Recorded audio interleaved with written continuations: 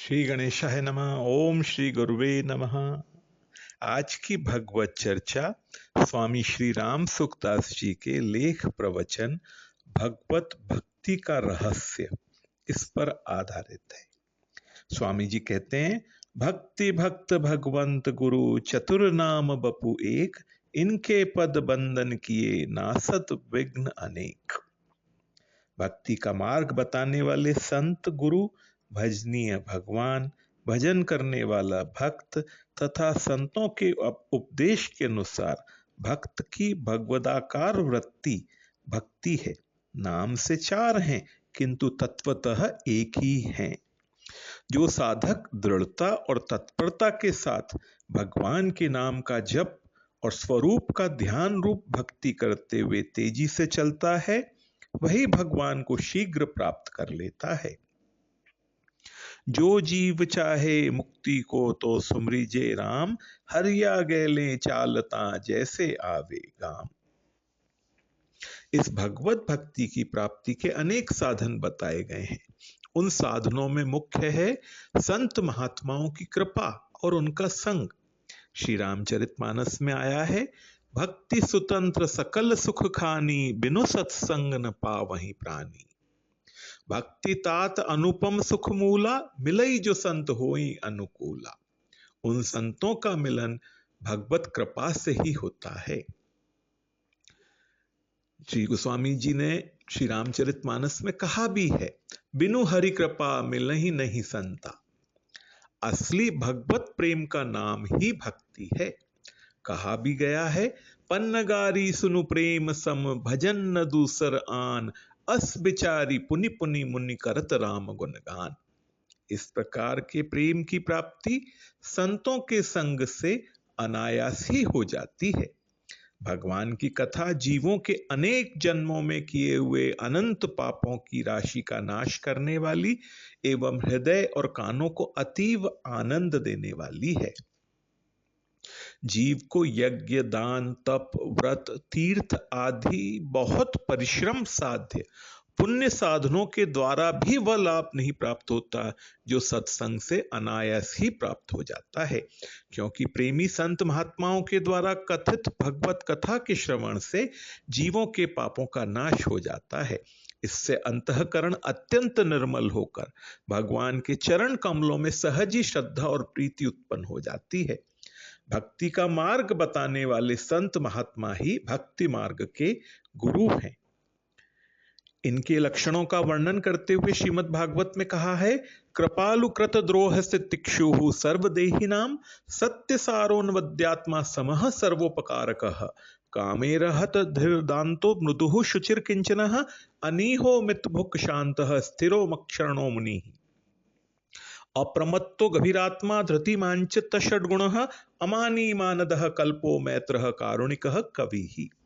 भगवान का भक्त कृपालु, संपूर्ण प्राणियों में वैर भाव से रहित, कष्टों को प्रसन्नता पूर्वक सहन करने वाला, सत्य जीवन, पाप शून्य, सब समभाव वाला, समस्त जीवों का सुहृद, कामनाओं से कभी आक्रांत न होने वाली शुद्ध बुद्धि से संपन्न, संयमी, कोमल स्वभाव, पवित्र, पदार्थों में आसक्ति और ममता से रहित, व्यर्थ और निषिद्ध चेष्टाओं से शून्य, हितमित मेध्य भोजी, शांत स्थिर, भगवत परायण, मननशील, प्रमाद रहित, गंभीर स्वभाव, धैर्यवान, काम क्रोध लोभ मोह मद मत्सर रूपी 6 विकारों को जीता हुआ, मान रहित, सबको मान देने वाला, भगवान के ज्ञान विज्ञान में निपुण, सबके साथ मैत्री रखने वाला, करुणाशील और तत्वज्ञ होता है।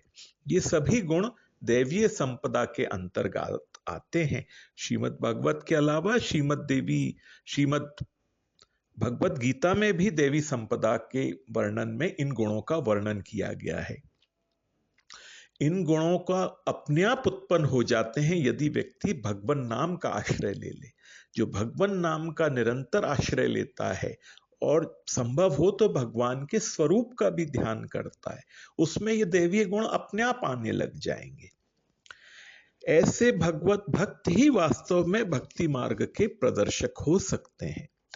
इस जीव को संसार के किसी भी उच्च से उच्च पद या पदार्थ की प्राप्ति क्यों न हो जाए, इसकी क्षुधा जब तक नहीं मिटती जब तक ये अपने परम आत्मीय भगवान को प्राप्त नहीं कर लेता, क्योंकि भगवान ही एक ऐसे हैं जिनसे सब तरह की पूर्ति हो सकती है। उनके सिवा सभी अपूर्ण हैं। पूर्ण केवल एक वे ही हैं और वे पूर्ण होते हुए भी संपूर्ण प्राणियों के प्रति बिना कारण ही प्रेम और कृपा करने वाले परम सुहृद हैं। साथ ही वे सर्वज्ञ और सर्वशक्तिमान भी हैं। उन सर्व सुहृद, सर्वज्ञ, सर्वशक्तिमान भगवान पर ही निर्भर होकर जो उनकी भक्ति करता है वही भक्त है।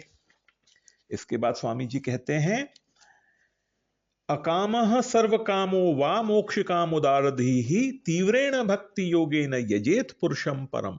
ये श्रीमद् भागवत में बतलाया है। कोई भी कामना न हो या सभी तरह की कामना हो अथवा केवल मुक्ति की ही कामना हो, तो भी श्रेष्ठ बुद्धि वाला मनुष्य तीव्र भक्ति योग से परम पुरुष भगवान की ही पूजा करे। गीता में भक्तों के सकाम और निष्काम भावों के तारतम्य से 4 प्रकार बतलाए हैं। चतुर्विधा भजन्ते माम जनाः सुकृतिनो अर्जुन, आर्तो जिज्ञासुर्थार्थी ज्ञानी च भरतर्षभ। हे भरतवंशियों में श्रेष्ठ अर्जुन, उत्तम कर्म करने वाले अर्थार्थी, आर्त, जिज्ञासु और ज्ञानी, ऐसे 4 प्रकार के भक्तजन मुझको भजते हैं।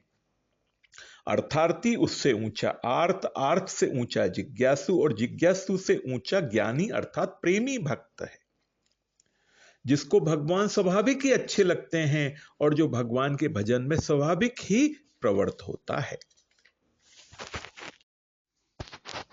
आगे स्वामी जी बहुत महत्वपूर्ण बात कहते हैं, भगवान के साथ अपनेपन को लेकर उन पर दृढ़ विश्वास का होना यह भक्त हृदय का प्रधान चिन्ह है। भगवान मेरे हैं और मैं भगवान का हूं। आप भी अपने आप को इस प्रकार से टेस्ट कर सकते हैं कि हमारे अंदर ये बात आई कि नहीं आई, कि हम भगवान के साथ अपनेपन को लेकर उन पर दृढ़ विश्वास है कि नहीं। अगर ये आपके अंदर आ गया है या आरंभ हो गया है तो आपका हृदय भक्त हृदय हो गया है। इसके बाद स्वामी जी कहते हैं, एकमात्र भगवान को इष्ट मानकर उन्हीं की अनन्य भक्ति करना ही सर्वश्रेष्ठ भक्ति है। इसलिए संपूर्ण जगत को भगवान का स्वरूप समझ करके भी ऐसी भक्ति का साधन किया जा सकता है, क्योंकि स्वयं भगवान ही जगत के रूप में प्रकट हुए हैं। इसलिए यह सारा ब्रह्मांड भगवान का ही स्वरूप है। वासुदेव सर्वम एवं देवता आदि में भगवान की बुद्धि करके भी भक्ति की जा सकती है और इसका फल भी भगवत प्राप्ति है। इस प्रकार भगवान की भक्ति करने वाले में 2 बातें प्रधान होना चाहिए, साधक में हो निष्काम भाव और उपास्य में हो भगवत बुद्धि।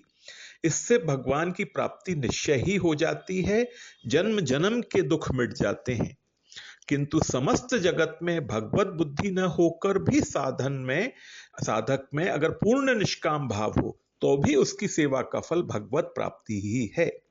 भगवान की भक्ति तो सकाम भाव से करने पर भी ध्रुव की बात भांति भगवत कृपा से अभिष्ट फल को सिद्धि पूर्वक भगवान की प्राप्ति हो जाती है, जैसे ध्रुव को राज्य भी मिला और भगवान भी मिले।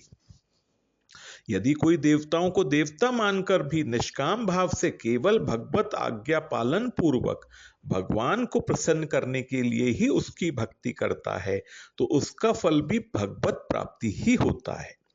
फिर जो स्वयं भगवान की ही निष्काम भाव से नित्य निरंतर अनन्य भक्ति करते हैं, उन अनन्य भक्तों को भगवान मिले, इसमें बात ही क्या है। भगवान ने गीता में कहा है, अनन्य चेताः सततम यो माम स्मृति नित्यशः तस्याहम सुलभः पार्थ नित्ययुक्तस्य योगिनः। यह 8वें अध्याय का 14वां श्लोक है। हे अर्जुन, जो पुरुष मुझ में अनन्य चित्त होकर सदा ही निरंतर मुझ पुरुषोत्तम को स्मरण करता है, उस नित्य निरंतर मुझ में युक्त हुए योगी के लिए मैं सुलभ हूं, अर्थात उसे सहज ही प्राप्त हो जाता हूं। पूरी भगवत गीता के 700 श्लोकों में एकमात्र केवल इसी श्लोक में सुलभ सहज शब्द आया है। भगवान कहते हैं मैं सुलभ हूं, किसके लिए? जो अनन्य चित्त होकर सदा निरंतर मुझ पुरुषोत्तम को स्मरण करता है। भक्ति में प्रधान बात है भगवान का होकर नित्य निरंतर श्रद्धा पूर्वक निष्काम भाव से उन्हीं का स्मरण चिंतन करते रहना। होई राम को नाम जपू तुलसी तजी कुसमाजू। स्मरण का बड़ा भारी अद्भुत प्रभाव है। भक्तों की कथाओं में भी प्राय यही बात विशेष मिलती है। जहां भी जिस भक्त ने भगवान को अपना समझकर दृढ़ विश्वास पूर्वक प्रेम भाव से वेहल होकर भगवान का स्मरण किया, वहीं भगवान प्रत्यक्ष प्रकट हो गए। बिगड़ी जन्म अनेक की सुधरे अभई आजू, होई राम को नाम जपू तुलसी तजी कुसमाजू। भगवान भगवत स्मरण नित्य निरंतर होने के लिए भगवान में अनन्य प्रेम, सत्पुरुषों का संग, सदशास्त्रों का स्वाध्याय, भगवान के नाम का जप, भगवान की स्तुति प्रार्थना, भगवत कृपा से निरंतर स्मृति बने रहने का दृढ़ विश्वास, ये सभी विशेष सहायक है। भगवान के स्मरण का प्रभाव और महात्म्य क्या बतलाया जाए। यस्य स्मरण मात्रेण जन्म संसार बंधनात् विमुच्यते नमस्तस्मै विष्णवे प्रभ विष्णवे।